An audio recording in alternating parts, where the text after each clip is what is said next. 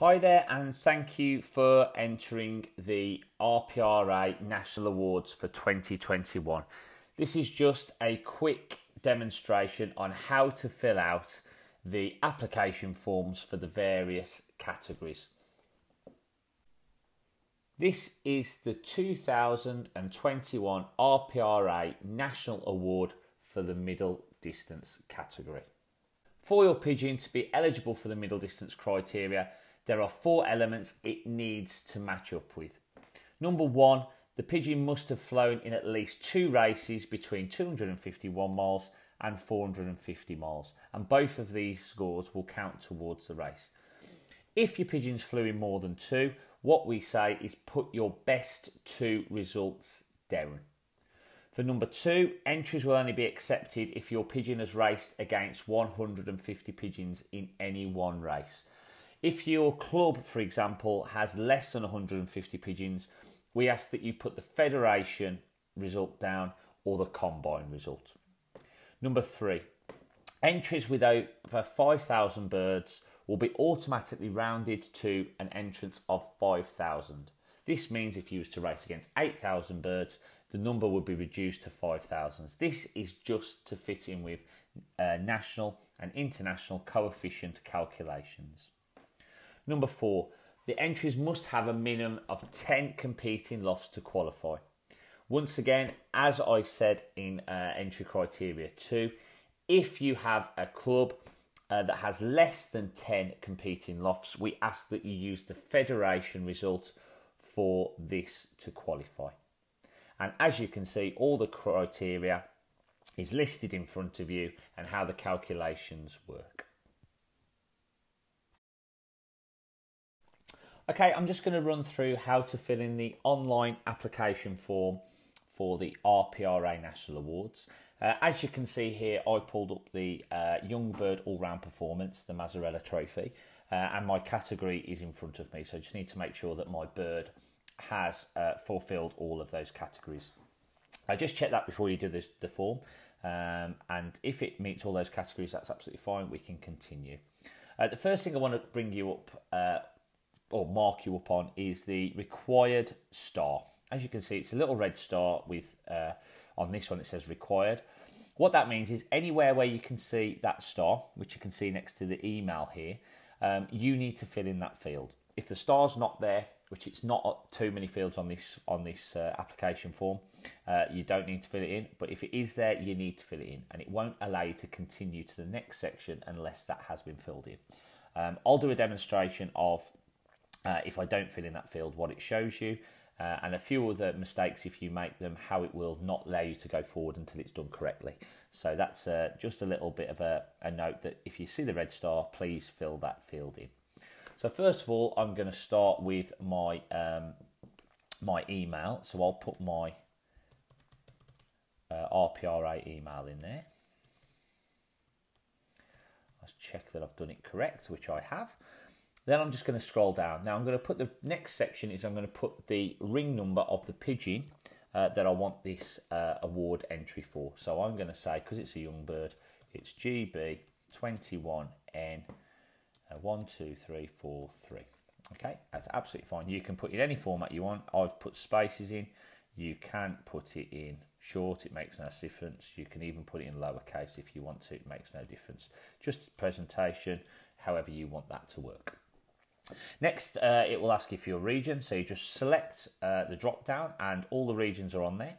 So you just select the region that you are from. So I am the West Midlands region, and I'll put my loft number down.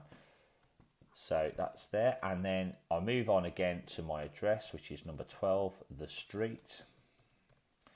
Put your full address down, so that's Cannock in Staffs, and the postcode as well. Okay, and then at this point, I'm going to do a deliberate mistake. I put my phone number, but I'm going to say that I haven't put my phone number down. I've missed that field for whatever reason. If I click on next now, it will not let me go to the next stage, as you can see. It will say required, this is a required question. So it will not let me move on until I put my correct number. So I will put my phone number down. Okay, That number's down, and then I click next. As you can see, because I've done it right, it allows me to move on to section 2 now. Now this is the sheet for the first race. As you can see, it's asking me for my first race details. So it's really simple. I'm just going to put down the results of the pigeons, race 1 of the pigeon achieved for its application. Again, you can see those red stars, so just remember what we said about those. The one thing that I am going to point up is when you put the date of the race, as you can see, it's in the American style. Unfortunately, we can get the other way on this form this time.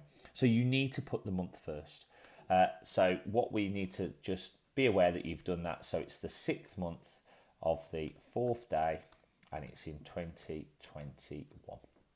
Okay, it's not a problem for that, so just make sure that that's checked, and I'll show you later how you can go back and check the form if you think that you've not done that correct.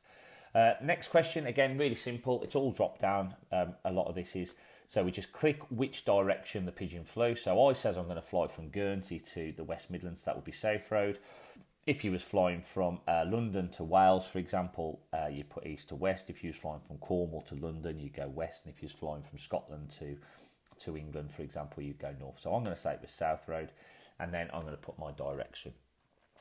So my direction for this one is, my distance for this one is 123 miles. Please put the word miles in there for this and yards, and I'm going to say it was 12 yards.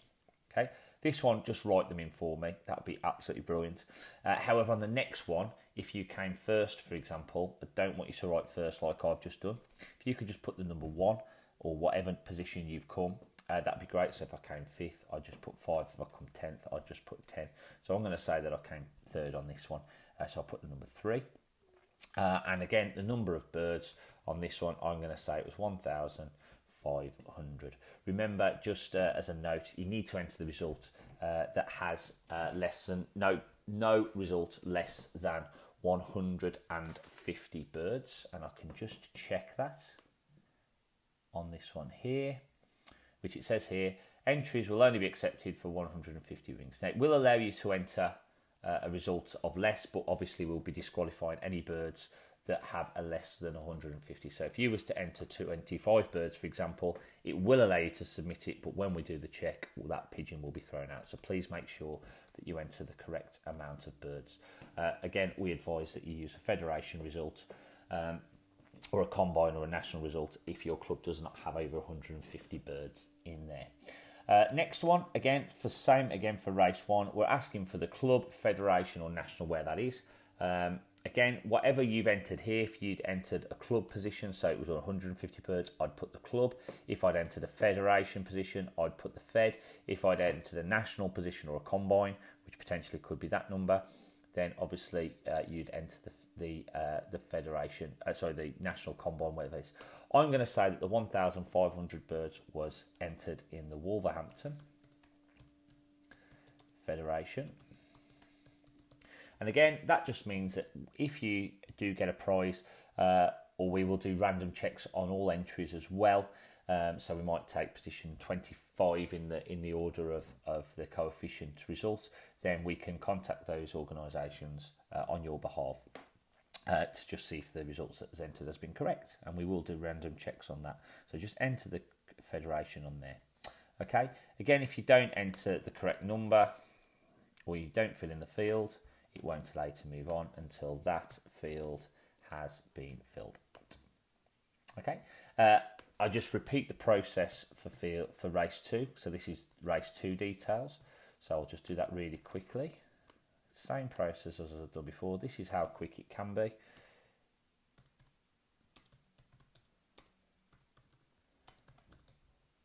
Yards there. Position was number 3. Birds in the race. For race number 2, I'm going to say was 1,000, I'll change it, 1,700 on that one. And again, this time, in fact, I'll say it's 170 because this time it was a club position, which is the West Bromwich Club. Okay, absolutely fine. We move on to next. If just move on to this one. If you do put the date and the month the wrong way round, which let's just do that for now. Let's say I wanted to race on the 31st, and then I'll try and press submit, you'll notice it won't allow you to move on, and it'll take you back. It'll say invalid date. So that's another way that you can check. So we just change that round and put the correct one in. Again, we've made it so it's really difficult not to fill it in correctly. So we've gone next, and then obviously this is asking me for 3 races, which is not a problem. So we'll put the details of, again, I've done that wrong, which is not a problem. We'll put the details in of the 3rd race. Distance this time we'll say it's 200 miles and it's 0 yards. That's fine. Position taken into race 3, we'll say it came 3rd. We'll say that there was 1,600 pigeons in this one, and again that was with the Wolverhampton fed.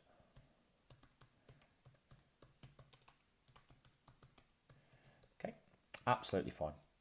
Click next, and it then brings you to this page. Now this page is really important. This is in effect your signature, and as you can see, it's just asking you to confirm that the application meets to RPRA rules, which means that the pigeon was registered in your loft number that you've submitted when you raced in that race, and that all RPRA rules have been followed during the races, which obviously to get to this stage I'll be hoping that everyone's is.